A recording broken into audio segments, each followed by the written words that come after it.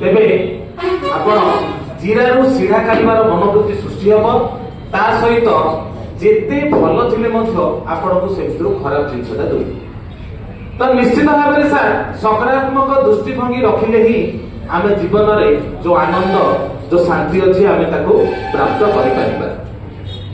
तो थे कौन है सर जड़े कला प्रेमी लोक से टिके मूर्ति देखा बहुत भल पाते। थे जड़े प्रसिद्ध मूर्ति कारीगर निकट को जड़े कला प्रेमी लोक गले आज्ञा नमस्कार आउ किसी नूतन मूर्ति जदि अच्छी दयाकोरी मत देखेबे। कलाप्रेमी जनक कहले ठीक अच्छे आसतु सांगे सांगे गोटे मूर्ति तैयारी कर देथिले देखो मूर्ति प्रेमी जनक सर देखिले मूर्तिटा को देखिक सर भो भो ही कांदी पड़े।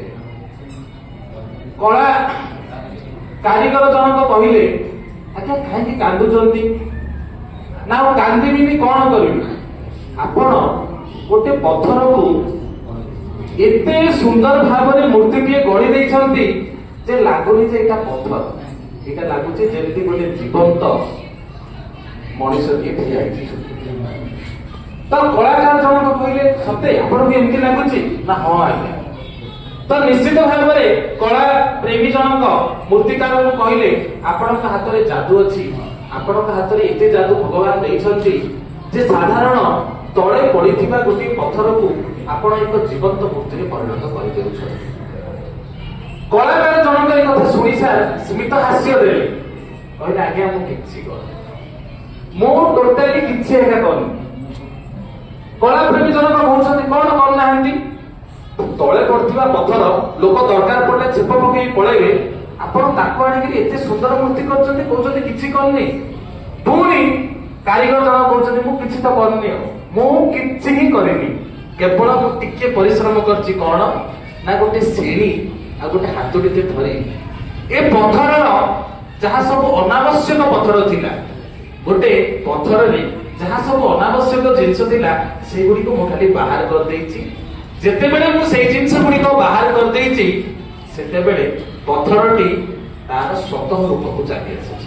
तो आपण सेई स्वतः रूप को देखिचंती आ आपण भाव विहर होई पारछंती। ए जो दृष्टिकोण सार ये होची आमर मूर्तिकारंकर दार्शनिक दृष्टिकोण जहाँकि मनीषर पूर्णता प्राप्ति आपण मानकु सहयोग करिवो। मनीष होची गोटे पत्थर रूपी देह एही पत्थर रूपी देहरु जदि आमे हिंसा क्रोध अहंकार द्वेषा एही अनावश्यक पत्थर गुडी को जदि आमे आस्ते आस्ते बाहर करदवा ताहले निश्चित भाव में आमे कोन ही परिबा ना पूर्णता प्राप्त ही परिबा एवं जीवन रे केबे मध्य दुख रे रहिबा ना। ये होची सर हमर सकारात्मक दृष्टिकोण। आजिर विषय होची सर भारतीय दर्शन। भारतीय दर्शन सर दर्शन कहले कोन बुझंती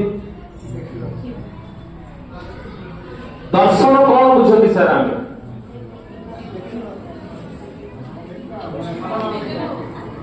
सर एक दृष्टिकोण।